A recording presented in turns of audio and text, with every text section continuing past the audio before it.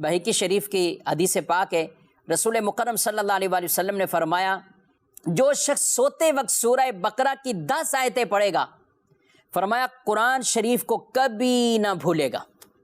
اب غور کیجئے گا، خود پڑھیے، اپنے بچوں کو، بالخصوص جو حفاظ بچے ہیں، بچیاں ہیں، عالمہ بن رہی ہیں یا بچے جو عالم بن رہے ہیں، ان کو کئی ایسی قرآن کی آیتیں یاد ہوتی پھر بھول جاتی، وہ یہ ورد بھی ساتھ ساتھ کرتا رہے۔ 10 آیتیں جو سورہ بقرہ کی سوتے وقت پڑھ لے گا، فرمایا قرآن شریف کبھی نہیں بھولے گا۔ اور وہ آیتیں کون سی ہیں؟ فرمایا سب سے پہلے یہ ہے کہ 4 آیتیں شروع کی، 4 آیتیں سورہ بقرہ کے شروع کی۔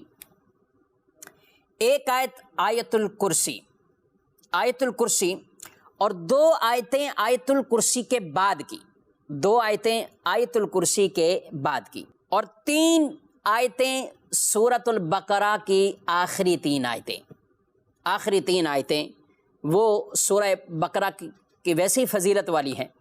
تو یہ 10 آیتیں ناظرین کرام، 4 آیتیں سورۃ البقرہ کے ابتدا میں، شروع سے لے کر 4 آیتیں، ایک آیت الکرسی، 5 آیت الکرسی کے ساتھ 2 مزید اس کے نیچے جو آیتیں ہیں وہ 6 اور 7، اور 3 آیتیں سورہ بقرہ کی آخر میں جو موجود ہیں۔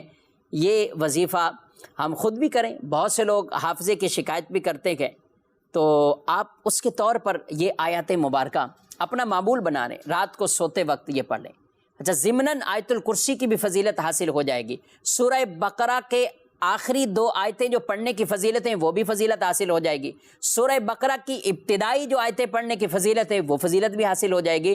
تو گویا کہ آدمی ہر اعتبار سے شیطان سے بھی محفوظ رہے گا انشاءاللہ، جنات سے بھی اور مصائب سے بھی محفوظ رہے گا، اگر یہ آیات مبارکہ پڑھنے کا ہمارا معمول بن جائے۔ کیونکہ رسول اللہ صلی اللہ علیہ وسلم نے فرمایا جو شخص سورہ بقرہ کی آخری 2 آیتیں پڑھ لے گا، فرمایا وہ ناگہانی مصائب سے اس کے لیے کافی ہوں۔